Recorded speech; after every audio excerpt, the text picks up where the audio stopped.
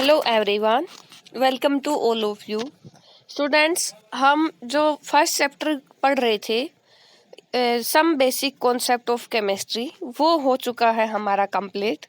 और उसके बाद हम उसके कुछ शॉर्ट क्वेश्चन आंसर्स करने वाले हैं, इसी चैप्टर में से लिए गए हैं। सबसे पहले शुरू करते हैं। जो फर्स्ट क्वेश्चन है, what is AZT, to which use is it being put. AZT क्या है, वो किसके लिए यूज किया जाता है। जो AZT है उसकी फुल फॉर्म है अजीडोथाइमिडीन, जो कि यूज की जाती है एड्स की ट्रीटमेंट के लिए, एड्स विक्टिम के लिए। अगर कोई एड्स का शिकार है तो उसके लिए यूज की जाती है अजीडोथाइमिडीन।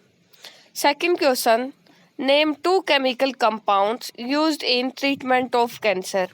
कैंसर के ट्रीटमेंट के लिए 2 केमिकल कंपाउंड आपको बताने हैं। तो आंसर है सिस्प्लेटिन एंड टैक्सोल। 2 ऐसे कंपाउंड हैं जो कैंसर की ट्रीटमेंट के लिए यूज किए जाते हैं। And next question is, what is generally added for sterilization of water to make it fit for drinking purpose. जो वाटर है उसको पीने के योग्य बनाने के लिए जो इंसेक्टिसाइड्स बोल सकते हो आप, तो आप क्या ऐसा कंपाउंड या फिर मॉलिक्यूल यूज करते हो। तो इसका आंसर है at low concentration of chlorine 0.2 से 0.4 पार्ट्स पर मिलियन पार्ट्स। जो 0.2 से 0.4 ppm है, उसकी मतलब क्लोरीन की बिल्कुल लो कंसंट्रेशन ऐड की जाती है पानी को पीने के योग्य बनाने के लिए। And next question is, what is the atomicity of propane molecule. Students, हमने एटॉमिसिटी पढ़ा, मतलब number, total number of atoms in A molecule और इन एन एलिमेंट। किसी भी मॉलिक्यूल या कंपाउंड के अंदर टोटल नंबर ऑफ एटम्स कितने होते हैं। तो एटॉमिसिटी पूछी है प्रोपेन की। प्रोपेन एल्केन होता है एक हाइड्रोकार्बन, और जो प्रोपेन का फार्मूला होगा C3H8। तो टोटल इसमें हमें यही बताना है कि टोटल नंबर ऑफ एटम्स कितने हैं। 3 कार्बन है यहाँ पे और 8 हाइड्रोजन है, तो टोटल कितने हुए, 11 एटम्स हुए। Atomicity of propane is 11। And next question is, what is the SI unit of density. जो हम बेसिक यूनिट कर चुके, उनकी हेल्प से कुछ बाकी और यूनिट हमने मेजर करना सीखा था। तो SI unit of density, density को हम लिखते हैं मास अपॉन वॉल्यूम, और जो मास की स्टैंडर्ड इंटरनेशनल यूनिट होती है वो किलोग्राम होती है, और वॉल्यूम की मीटर क्यूब। तो अगर हमने लिखा kilogram divided by metre cube, जो कि ऊपर जाके ये माइनस में पावर आ जाएगी, तो क्या आएगा, किलोग्राम पर मीटर क्यूब। और next question is, if temperature is 10 degree Celsius, what is temperature in Fahrenheit.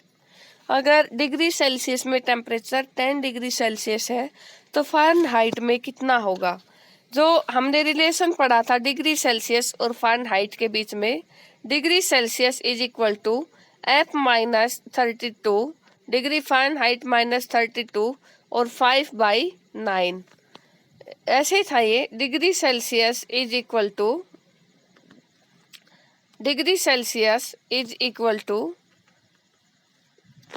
5/9 F-32, 5/9 degree Fahrenheit -32। और आप इसको ऐसे भी लिख सकते हो, अगर डिग्री फ़ारेनहाइट की फॉर्म में निकालोगे इसको, तो डिग्री सेल्सियस +32 और उसको मल्टीप्लाई करोगे आप 9/5 डिग्री सेल्सियस +32। और जो 10 डिग्री सेल्सियस है वहाँ ये वैल्यू आप यहाँ पे रख सकते हो। तो फ़ारेनहाइट की फॉर्म में आप निकाल सकते हो टेम्परेचर को इस फार्मूला से। और उसके बाद है what is the number of significant figure in 1.050 into 10⁻⁴। अगर कोई भी क्वांटिटी है तो 10⁻⁴, इस पॉइंट के बाद आप कितने भी जीरो लगा सकते हो। उसका कोई मीनिंग नहीं होता है, वो इनफाइनाइट जीरो आप लगा सकते हो। तो इसकी जो सिग्निफिकेंट नंबर आएगा, हम कर चुके हैं पहले, इसमें 1 2 3 4, ये 4 सिग्निफिकेंट नंबर आएंगे इसमें, जो दोनों हम ये जीरो काउंट करते हैं, और 1.050 ये। उसके बाद जो नेक्स्ट क्वेश्चन है, iron and oxygen combine to form 3 oxide, जो हमने केमिकल कॉम्बिनेशन के लॉज पढ़े थे उसके बेस पे न्यूमेरिकल है। आयरन ऑक्सीजन के साथ कंबाइन होकर 3 ऑक्साइड बनते हैं, FeO, Fe2O3 और Fe3O4। Which law does it's applicable, मतलब यहाँ पे कौन सा लॉ एप्लीकेबल होता है या प्रूव होता है। दो एलिमेंट्स आपस में कंबाइन होकर दो या उससे ज्यादा कंपाउंड्स की फॉर्मेशन करते हैं, और सब में जो एक एलिमेंट का मास जब फिक्स रखेंगे और दूसरे एलिमेंट्स का मास चेंज होगा, तो वो जिन एलिमेंट्स का मास चेंज होता रहता है कंपाउंड्स में, वो एक सिंपल होल रेशो के अंदर मिलता है। तो गाइज ये था हमारा law of multiple proportion. And Dalton atomic theory के बेस पे क्वेश्चन है, how does the formula C12H22O11 violate Dalton atomic theory.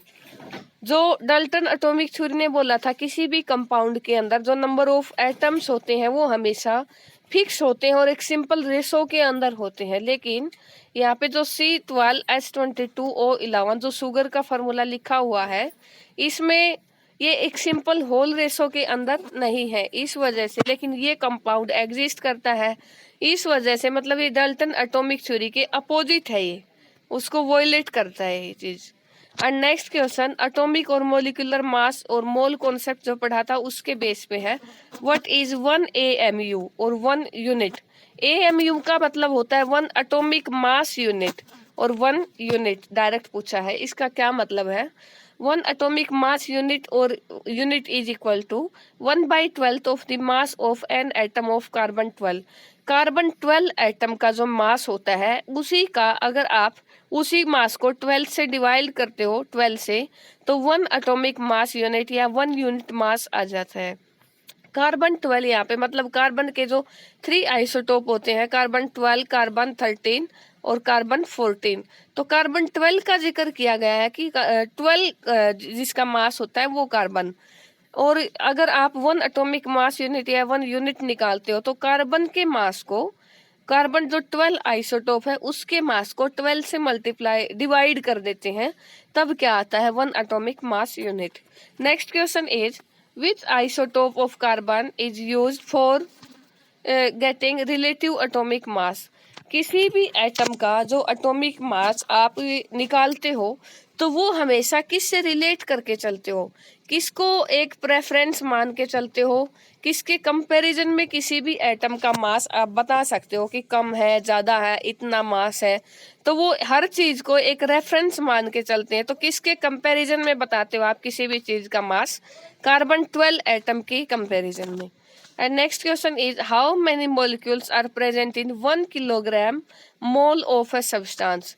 अगर आपके पास 1 मोल सब्सटेंस है, जो 1 मोल सब्सटेंस होगा कोई भी, उसके अंदर जो अवोगाड्रो नंबर होता है इतने मॉलिक्यूल्स होंगे, और इसकी वैल्यू कितनी है 6.022 इंटू 10⁻23, इतने मॉलिक्यूल्स होंगे Na के इक्वल 1 मोल के अंदर। लेकिन ये तो 1 किलोग्राम के अंदर पूछा गया है ना, तो किलोग्राम 10⁻³ से और डिवाइड करोगे, मल्टीप्लाई करोगे आप, और टोटल पावर कितनी हो जाएगी, जो बेस यहाँ पे 10 सेम है तो पावर डिवाइड हो जाती, टोटल पावर कितनी होगी 10⁻26। तो कितना होगा 1 kilogram mole substance 6.022 into 10⁻26। And next question is, what is the SI unit of molarity.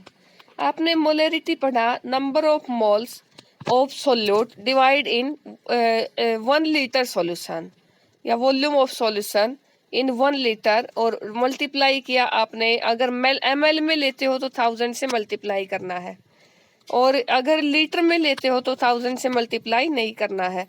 Number of moles divided by volume in litre. तो नंबर ऑफ मोल्स किस में लिखेंगे हम, नंबर ऑफ मोल्स को मोल लिखेंगे, और वॉल्यूम को आप किस में लिखते हो, लीटर, या फिर आप किस में लिख सकते हो, डेसीमीटर क्यूब के अंदर, लीटर या डेसीमीटर क्यूब, क्योंकि 1 litre is equal to 1 decimetre cube होता है। तो क्या लिखेंगे, mole divided by decimetre cube, और ऊपर जाके क्या होगा, डेसीमीटर की पावर -3 मोल पर decimetre cube. And next question is write down the empirical formula of acetic acid. Acetic acid का जो फार्मूला होता है CH3COOH, एसिटिक एसिड का फार्मूला होगा, और इसी को आप कंबाइन करके लिखते हो तो कार्बन कितने हुए, 4, C4, हाइड्रोजन कितने हैं, कार्बन कितने, 2, कार्बन होंगे 2 और हाइड्रोजन होंगे 4, और जो ऑक्सीजन है वो कितने होंगे, 2। अगर इसी को आप एक सिंपल रेशो के अंदर लिखते हो तो 2 यहाँ से कॉमन लिया, CH2O एक सिंपल होल रेशो के अंदर लिखा गया, तो यही क्या होगा उसका इंपिरिकल फार्मूला एसिटिक एसिड का। And next question is right the balance equation for the reaction of aluminium carbide with water. जब एल्यूमिनियम कार्बाइड वाटर के साथ रिएक्ट करता है, एल्यूमिनियम कार्बाइड का फार्मूला होता है, जैसे एल्यूमिनियम लिखा, कार्बन, एल्यूमिनियम की जो वैलेंसी होती है वो 3 होती है, वो कार्बन के आगे आएगी एज ए सबस्क्रिप्ट, और जो कार्बन की वैलेंसी है वो 4 होती है, वो एल्यूमिनियम की सबस्क्रिप्ट में आएगी। एल्यूमिनियम कार्बाइड का फार्मूला लिखा हमने, और वाटर के साथ रिएक्ट किया प्लस वाटर, और बनेगा क्या हमारा, जब एल्यूमिनियम कार्बाइड वाटर के साथ रिएक्ट करता है तो एल्यूमिनियम हाइड्रोक्साइड बनता है। एल्यूमिनियम लिखा मैंने और हाइड्रोक्साइड OH लिखा, और OH की जो वैलेंसी है OH के ऊपर -1 होता है, OH नेगेटिव, वो तो इसकी सबस्क्रिप्ट आ जाएगी एल्यूमिनियम की, और जो एल्यूमिनियम की वैलेंसी है 3 वो यहाँ पे आ जाएगी।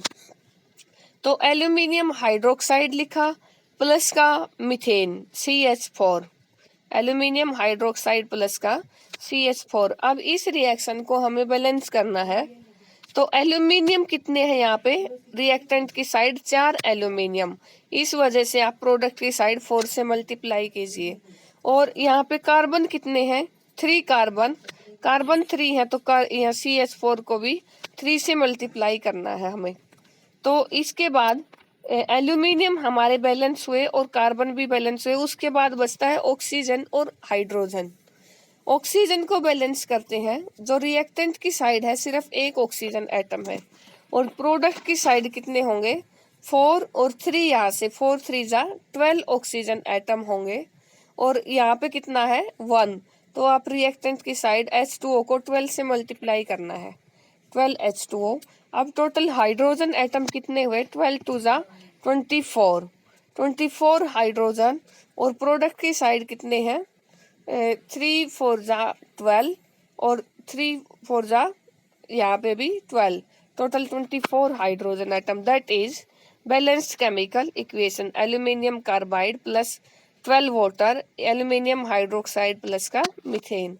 And next question is what is the limiting reactant in a reaction. किसी भी केमिकल रिएक्शन के अंदर जो लिमिटिंग रिएक्टेंट होता है वो क्या होगा, the reactant which react completely in a reaction is called limiting reactant. हम टॉपिक कर चुके हैं लिमिटिंग रिएक्टेंट का। जब भी रिएक्शन में कोई भी रिएक्टेंट जो कम अमाउंट में होता है, जो जल्दी खत्म हो जाता है और रिएक्शन हमारी कंप्लीट नहीं हो पाती है, एक रिएक्टेंट हमारे पास एक्सेस में बच जाता है और एक जो रिएक्टेंट जल्दी खत्म हो जाता है केमिकल रिएक्शन में, वो क्या होगा, लिमिटिंग रिएजेंट बोला जाता है। तो गाइज ये थे हमारे फर्स्ट चैप्टर के most important short answer question answers.